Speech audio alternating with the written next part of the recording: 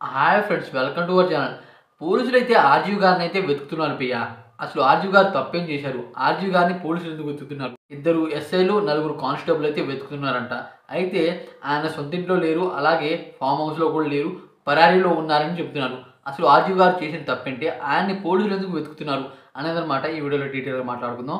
ఎవరైనా మన ఛానల్కి ఫస్ట్ టైం వస్తే కొద్దిగా లైక్ చేసి ఛానల్ని సపోర్ట్ చేయండి భయ్య. ఇక వీడియోలో తినట్టుకుందాం.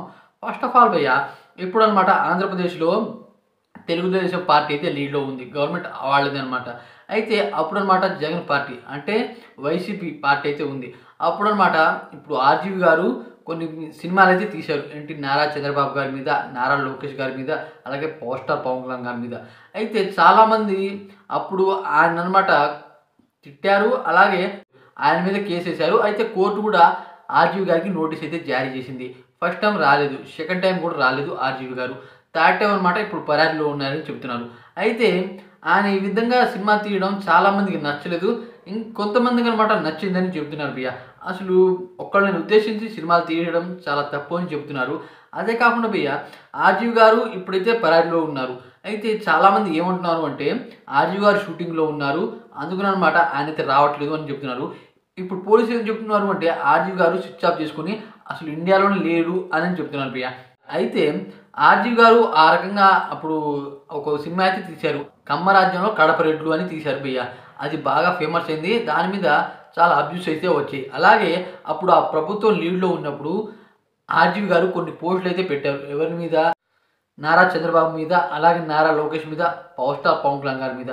ఇప్పుడు అనమాట ఆ పోస్టులు డిలీట్ చేశారు ఆర్జీవి గారు. ఇప్పుడు మనం వెతికినా దొరకవు. అయితే చాలామంది అప్పుడు బాధపడ్డారు ఆ విధంగా చేయడం.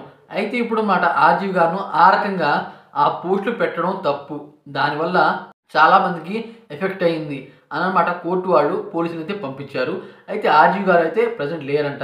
అయితే ఆర్జీవి గారికి సంబంధించిన లాయర్ ఏమని చెప్తున్నారు అంటే ఆర్జీవి గారు ఇప్పుడైతే షూటింగ్లో ఉన్నారు, ఆయనైతే రారు, ఆన్లైన్లో హాజరవుతారు, ఆన్లైన్లో అనమాట కోర్టు విచారణ చేసుకుంటని వాళ్ళ తరపు లాయర్ అయితే చెప్తున్నారు భయ్య.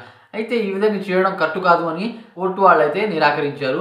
అయితే ఆ రకంగానే అనమాట ఆర్జీవి గారు ఎలా చేశారు అలాగే అనమాట చాలామంది కూడా చేశారు. శ్రీరెడ్డి గారు కూడా చేశారు, ఇంకా చాలామంది అయితే ఉన్నారు. శ్రీరెడ్డి గారు అపాలజీస్ అడిగారు, అంటే క్షమించండి, ఇంకెప్పుడు నేను ఈ విధంగా చేయను అని అనమాట శ్రీరెడ్డి గారు అయితే చెప్పేశారు. కోర్టు ఆమెను వదిలేసింది.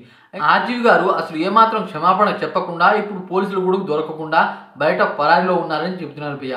ఆర్జీవి గారు వస్తే అసలు ఏం మాట్లాడతారు?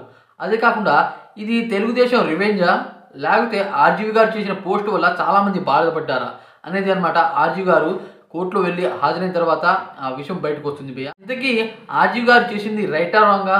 మీరేమన్నారో కామెంట్ చేయండి. అలాగే వీడియో కొద్దిగా లైక్ చేసి ఛానల్ని సపోర్ట్ చేసి సబ్స్క్రైబ్ అండి ఫ్రెండ్స్.